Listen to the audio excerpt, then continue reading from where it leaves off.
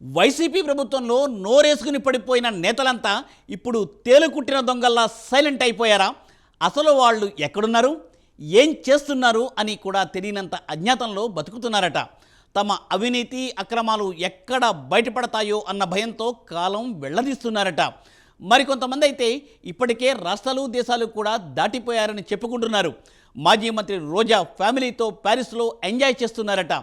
ఇటు వల్లభనేని వంశీ, కొడాలి నాని హైదరాబాద్లోనే ఉన్నట్లు టాక్ వినిపిస్తోంది. ఇప్పుడు అసలు వీళ్ళు పారిపోతున్నారా లేక కూటమి ప్రభుత్వమే వీళ్ళను పట్టుకోలేకపోతుందా అన్నది తెలియడం లేదు.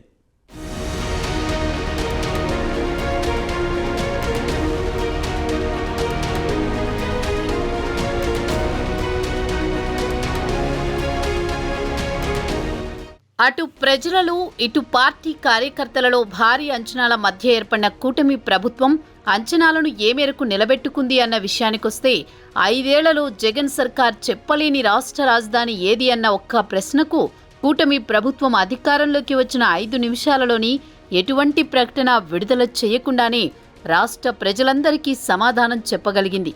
అలాగే గత 5 ఏళ్లు పెట్టుబడులు అన్న పేరు కూడా వినపడని ప్రజలకు 50,000 కోట్ల పెట్టుబడితో బీపీసీఎల్ ఏపీలో పరిశ్రమను స్థాపించడానికి ముందుకొచ్చింది.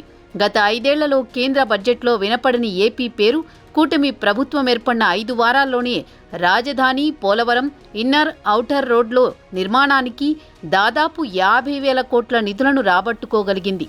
ఇలా ప్రజల అంచనాలను నిలబెట్టుకున్న కూటమి ప్రభుత్వం పార్టీ కార్యకర్తల, నేతల అంచనాలను నిలబెట్టుకోవడంలో మాత్రం బొక్కబోర్లా పడిందనే చెప్పాలి. గత వైసీపీ ప్రభుత్వంలో హద్దు దాటి ప్రవర్తించిన ప్రతి అధికారి మీద, నోరు జారి ప్రవర్తించిన ప్రతి వైసీపీ నాయకుడి మీద చర్యలు తప్పవని ఉదరగొట్టిన బాబు, పవన్ అధికారం అందగానే ఒక్కసారిగా సైలెంట్ అయిపోయారు.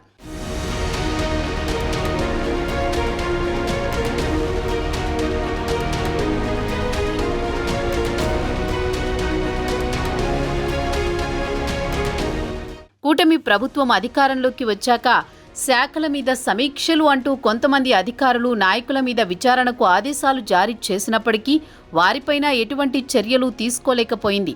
AP beverages corporation MD Vasudeva Reddy, CBCID IG Sunil Kumar, Ponnavolu Sudhakar, మాజీ డీజీపీ రాజేంద్రనాథ్ రెడ్డి వంటి అధికారులు, వల్లభనేని వంశీ, కొడాలి నాని, రోజా వంటి నేతలు ఏమైపోయారో, ఎటు వెళ్లిపోయారో తెలియని పరిస్థితి. వైసీపీ ప్రభుత్వంలో ఒక మాజీ ముఖ్యమంత్రి, ప్రతిపక్ష నాయకుడు చంద్రబాబును కూడా ఎటువంటి ఆధారాలు, సాక్ష్యాలు లేకుండా 59 రోజుల పాటు జైల్లో నిర్బంధించగలిగారు. కానీ కూటమి ప్రభుత్వం చేతిలో సాక్ష్యాలు, ఆధారాలు, వీడియో ఫుటేజులు ఉంచుకుని కూడా వారిని అరెస్ట్ చేయలేకపోతోంది. వైసీపీ సామాన్య కార్యకర్త నుంచి అధినేత వరకు గత 5 ఏళ్ల అధికారం అనే అహంకారం చూపిస్తూ ప్రతిపక్ష పార్టీ కార్యకర్తలనే కాదు, పార్టీ నేతలను సైతం ఉక్కు పాదంతో తొక్కారు. సోషల్ మీడియాలో వికృత పోస్టులు పెట్టి పార్టీలోని మహిళా నేతలను, కుటుంబంలోని మహిళల్ని సైతం అవమానించిన వారిపై ఇప్పటికీ చర్యలు తీసుకోలేకపోయింది. అలాగే వల్లభనేని వంశీ, కొడాలి నాని, రోజా వీళ్ళంతా రాష్ట్రం దాటిపోయారు అన్న వార్తలు ప్రచారంలో ఉండడంతో అసలు వీరు పారిపోతున్నారా లేక కూటమి ప్రభుత్వం పట్టుకోలేకపోతుందా అన్న అనుమానాలు కూడా తలెత్తుతున్నాయి. కూటమి ప్రభుత్వం భౌతికంగా విజయం సాధించినప్పటికీ నైతికంగా వైసీపీనే రాజ్యమేలుతుందా అన్నట్లుగా కూటమి పార్టీల కార్యకర్తలు ఆవేదన చెందుతున్నారు.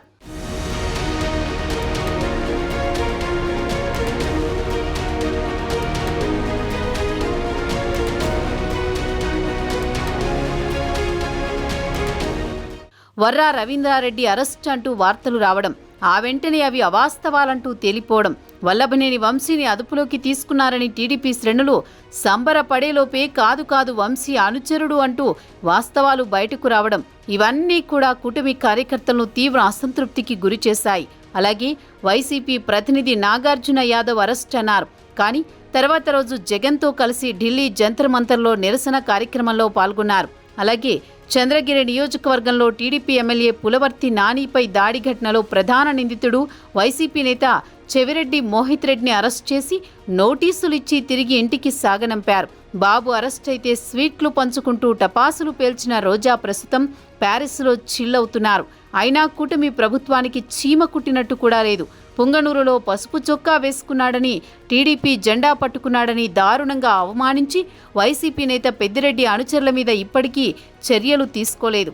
జనసేన అధినేత పవన్ కళ్యాణ్ తిట్టడానికే మంత్రి పదవి అన్నట్టుగా దూషించిన పేర్ని నాని, అంబటి రాంబాబు నోటికి ఇప్పటికీ తాళం వెయ్యలేకపోతోంది.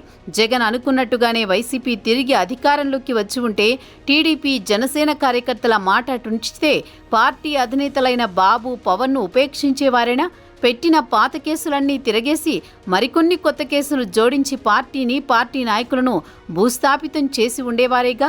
కానీ కూటమి ప్రభుత్వం తన అలసత్వంతో మరోసారి వైసీపీకి అవకాశం ఇస్తుందా అనేది ఒక్కసారి పునరాలోచించుకోవాలి. వీరందరినీ కట్టడి చేసి జగన్కు చెక్ పెట్టకపోతే 2019 దీనస్థితిని కూటమి పార్టీలు తిరిగి అనుభవించడానికి సిద్ధం కావాల్సిందే అంటున్నారు ఆయా పార్టీల కింది స్థాయి నాయకులు, కార్యకర్తలు.